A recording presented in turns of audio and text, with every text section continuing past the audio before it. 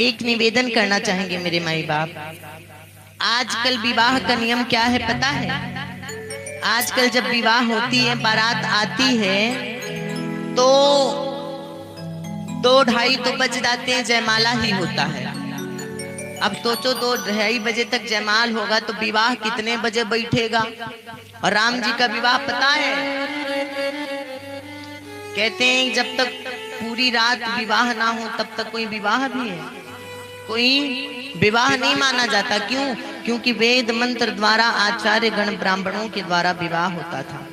एक निवेदन और करना चाहेंगे मेरे माई बाप। कहते हैं कि जैसे आजकल 2 घंटा विवाह होता है, एक भूमिका को समझना कि जो दूल्हा दुल्हन को नहीं जानता और दुल्हन दूल्हा को नहीं जानती, ब्राह्मण आचार्यों के द्वारा वेद मंत्र शास्त्र पुराणों द्वारा विवाह होता था। वर और वधू एक दूसरे को जानते नहीं थे, लेकिन एक ही रात में ब्राह्मणों की ऐसी कृपा कि एक नहीं बल्कि 7 के जन्मों के बंधन में बंध जाते थे, गठबंधन में बंध जाते थे, है ना। लेकिन महाराज समय के साथ सब बदलता जा रहा है। आज केवल 2 घंटा विवाह होता है, और जैसे 2 घंटा विवाह होता है मेरे माई बाप, वैसे 2 साल चलता है, उसके बाद तुरंत तलाक हो जाता है। कोर्ट कचहरी का चक्कर लगने लगता है। सही बात है कि गलत? और एक निवेदन कर दूं क्या? यहाँ पे मेरी माताएं बहनें बैठी हैं, मुझे पता है टाइम यहाँ बड़ा कम है हो, लेकिन क्या करें, अंदर ही में रो रहते हैं। कोई बात नहीं, कभी ना कभी तो मुझे ज्यादा टाइम मिलेगा। आजकल की बेटियां ध्यान से सुनेंगी मेरी बहनें। आजकल तलाक होने का, और जब बेटी की बारात होती है, बेटी ससुराल जाती है, तो देखो थोड़ा सा ऐसा होता है ना कि बेटी ससुराल गई नहीं कि 1 हफ्ता बाद फोन आया कि बेटी अलग हो गई। क्यों हो गई पता है? कारण क्या है? सबसे बड़ा कारण फोन होता है। क्या? फोन। पहले माता पिता बेटी की विदाई कर देते थे, 2-2 साल तक ससुराल बेटी से मिलने नहीं जाते थे, बात नहीं होती थी। लेकिन आज बिटिया की विदाई किए नहीं, इधर बिटिया गई ससुराल, और कल माता जी तुरंत फोन कर देंगी, बिटिया ठीक है, क्या कर रही है? बेटी कहेगी माँ सास के लिए चाय बना रही हूँ। अच्छा ठीक है, बाद में बात करूंगा। 15 मिनट बाद फिर माँ फोन करेगी, बिटिया क्या कर रही है? बेटी कहेगी माँ कफ धुल रही हूँ। तो माँ कहेगी इसीलिए ब्याह के ले गए क्या? कभी बर्तन धुलना, कभी चाय बनाना, कभी भोजन कराना। अब बिटिया के मन में तो यही बैठ गया क्या मैं इसीलिए ब्याह करके आई हूँ। अब दिमाग बुद्धि भ्रष्ट हो गई महाराज। अब बेटी यही सोचने लगी कि मैं काम करने आई हूँ। सोचो, इसी कारण से अलग अलग हो जाता है। जिस घर में एक साथ परिवार के लोग बैठ करके भोजन किया करते थे, एक परिवार में 4-4 चूल्हा जल रहे हैं ना, कारण फोन है भैया। अपनी बेटियों को उत्तम शिक्षा दीजिए। इधर चारों भैया एक साथ माड़ों में बैठे, और जब माड़ों में बैठे राम जी से गुरुदेव कहते हैं राम अब चलो मांग भरो। क्या भरो? मांग भरो। मांग का भरने का मतलब समझते हैं कि नहीं आप लोग? मतलब मांग होता था जो माताओं अपनी बिटिया की मांग सीधी निकालती थी। आजकल तो फैशन वाला जमाना आ गया, पप वाला, कोई मांग का पता ही नहीं रहता। पूरी मांग नहीं भरते, फैशन है भाई, थोड़ा सा छुआ लिए बस। पहले मांग भरा जाता था। मांग का मतलब कि आज से जो वर है, जो दूल्हा है, दुल्हन की हर एक मांग पूरी करेगा, मांग भरेगा। गुरुदेव कहते हैं राम मांग भरो। और जब राम जी उठे मांग भरने के लिए और सीता जी के सर की तरफ देखते हैं, तो बीच में जो मांग में सफेद मांग के बाल हैं, तो पता है कैसे लग रहा है? कि ललित कल कल जहाँ सरयू के तीर बहतू निकले, और राम सर देख हर से सिंदूर जैसे पुष्प कली गलती। राम जी जब सीता जी के मांग की ओर देखे ना तो उनको लग रहा है कि एक तरफ बाल है, इधर भी बाल है, बीच में सफेद मांग है। तो राम जी को लग रहा है कि इधर गंगा है और इधर यमुना है और बीच में जो श्वेत है वो मैया सरयू की धारा बह रही है। और राम जी जब सीता जी के मांग में सिंदूर भरने लगे तो लाल लाल जब सिंदूर पड़ा तो ऐसा प्रतीत हो रहा है भैया जैसे गंगा जमुना सरस्वती में कोई लाल लाल गुलाब का पुष्प डाल रहा हो। राम जी गदगद हो गए। राम जी कहते हैं धन्य है वैदेही, धन्य है वैदेही। बाबा लिखते हैं क्या कि राम तीरु से नूर दे हारते तब सकल सुरे। राम तीरु से नूर दे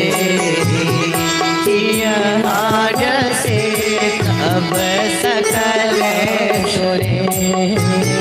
जो जो भागी राम जैसे गाता अवधपुरी मन हर प्रीत गाता।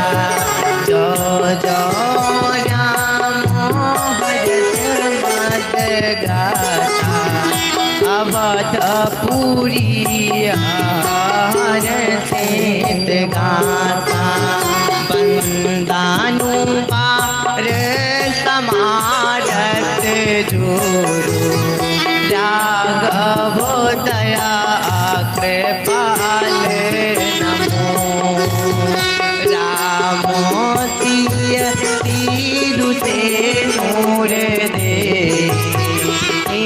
हर से तब सकल सुरे। राम जी जब सीता जी के मांग में सिंदूर भर दिए तो मैया जानकी गदगद हो गई। अब भाव को सुनेगा। जब रीति रिवाज के साथ ब्याह हुआ, ब्याह के बाद दूल्हा दुल्हन को उठा करके कहीं ले जाती है ना माताएं। कहाँ पे ले जाती हैं? विस्तार को तो नहीं बता रहे हैं, काहे तो टाइमिया बड़ा कम है हो। कहाँ ले जाती है माताएं? कोहबर। कोहबर मतलब ये माताओं का क्या है पता है?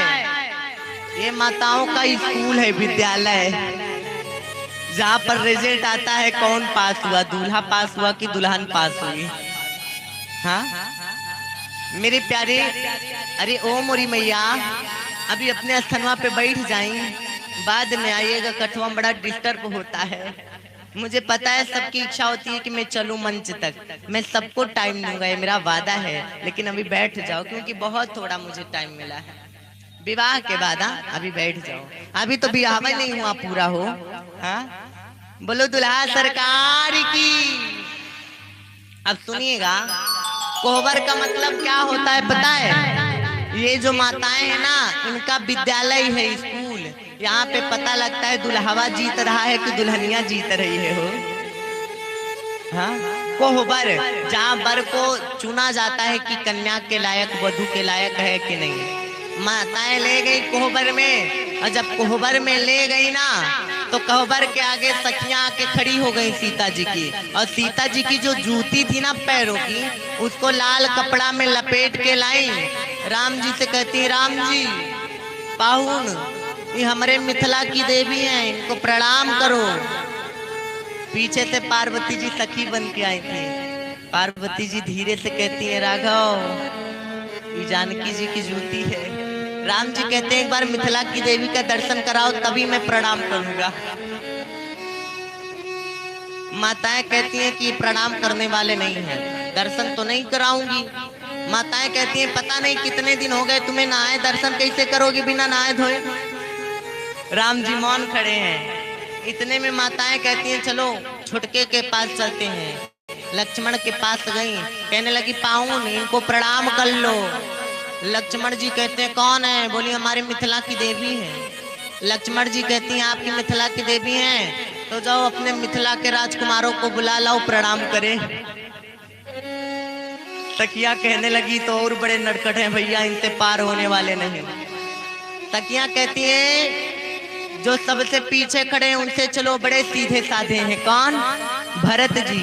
और भरत जी से माताएं कहने लगी पाहुन इनको प्रणाम करो।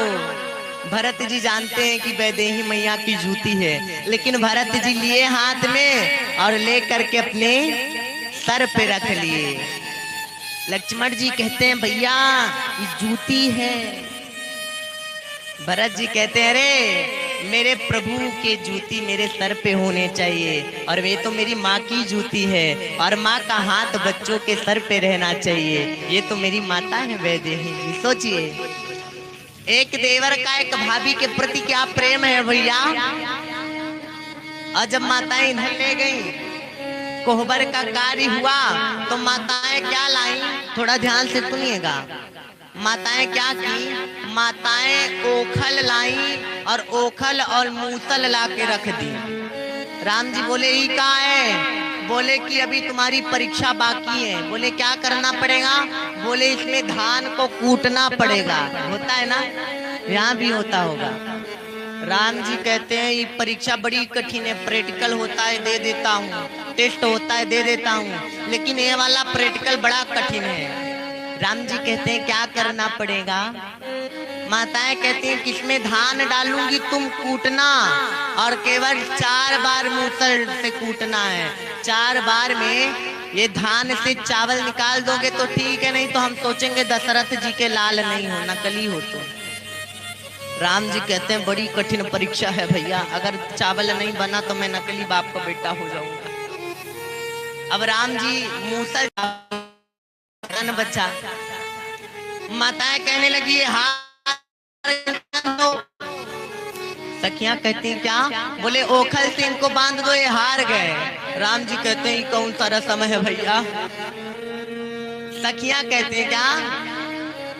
सखियां बड़े भाव से कहती हैं क्या कि चित चोरवा तो आज बांधौले सखी, चित चोरवा तो आज बांधौले सखी, बंधौले हे सखी हाँ बंधौले हे सखी हाँ बंधौले हे सखी, बंधौले हे सखी हाँ बंधौले हे सखी हाँ बंधौले सखी, जीता चोरवा तो आज बंधौले सखी, जीत चोरवा तो आज बंधौले। बहुत बहुत लीला केहन मिथिला में, बहुत बहुत लीला मिथिला नैनों की डोरी देखी चौले सखी जी, नैनों के डोरी देखी नौले सखी, जीत चोरवा तो आज बांधौले चोर। सभी तो हाथ खड़े करके ताली देवा। ए हरी ताली बजती रे, इधर वाले पीछे वाले।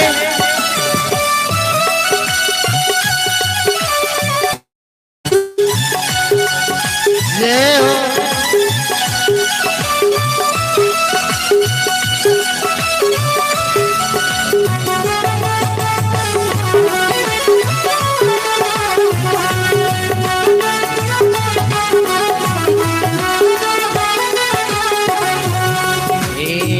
राजा दशरथ के आँखिया के तारा हुए, राजा दशरथ के आँखिया के तारा हुए, मैया के अपने प्राण से प्यारा हुए, मैया के अपने प्राण से प्यारा हुए, इनका लसूरी में बांध के नचावा है सखी जी, लसूरी में बांध के नचावा है सखी, जीते चोरवा के आज बंधावा है सखी, बनावा। आप लोग राम जी को बांधना नहीं चाहते क्या? बांधना चाहते हो तो हाथ खड़े करो।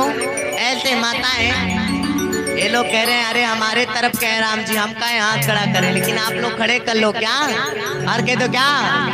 चीता चोरावा तो आज बांधौले सखी, चीता चोरावा तो आज बांधौले सखी, चीते चोरावा तो आज बांधौले सखी, चीता चोरावा तो आज बांधौले। जब माताएं कहने लगी कि आज इनको बांध के नचाओ, तो राम जी बड़े प्यार से हाथ जोड़ते हैं और दोनों हाथ जोड़ करके कहते हैं अब आज्ञा दो मैया, आगे का कार्य किया जाए।